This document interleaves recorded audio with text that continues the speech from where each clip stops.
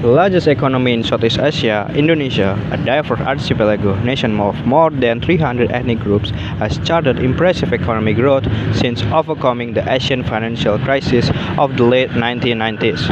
Today, Indonesia is the world's fourth most of population nation and 10th largest economy in terms of purchasing power parity. Further, Indonesia has made enormous gains in poverty reduction, cutting the poverty rate by more than half since 1999 to under 10% in 2019 before the COVID-19 pandemic hit. Indonesia is pursuing a 20-year development plan spanning from 2005 to 2025. The plan is segmented into 5-year medium-term development plans called RPJMN and Rencana Pembangunan Jangka Menengah Nasional, each with a different set of development priorities. The current plan, the last phase of the 20-year vision, aims to further strengthen Indonesia's economy by improving the country's human capital and competitiveness in the global market.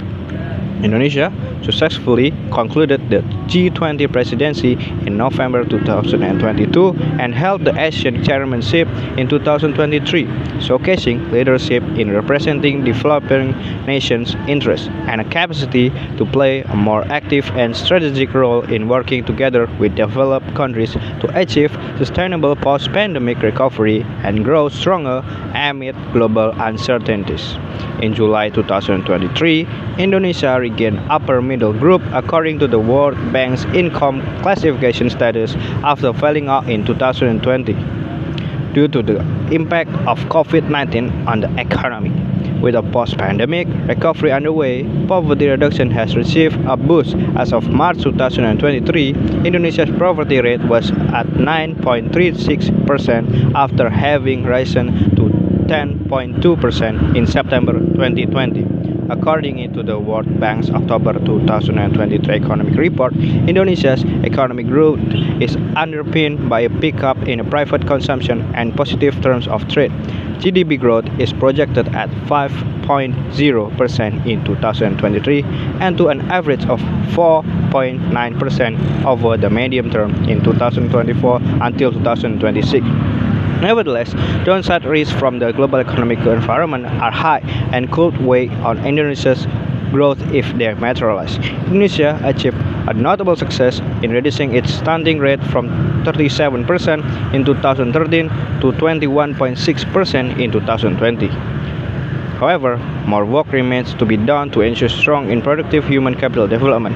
A World Bank study revealed that the loss of learning caused partly by the closing down of school during the COVID-19 pandemic would be equivalent to about 11 months of loss in language and math among fourth graduate students, and would have repercussions for Indonesia's next generation if the losses are not remediated.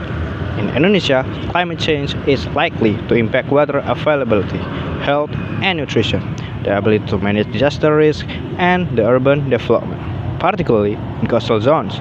With implications of poverty and inequality, Indonesia represents the third largest tropical rainforest in the world, 94.1 million hectares, and is home to the world's largest tropical seedlands, 14.6 million hectares, and mangrove forests, 3.36 million hectares.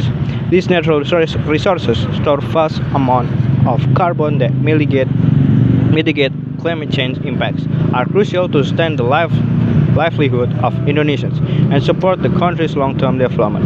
The World Bank supports Indonesia's climate mitigation and adaptation measures to deliver impactful climate action in the sectors of land use, oceans, and energy, and by mobilizing climate finance.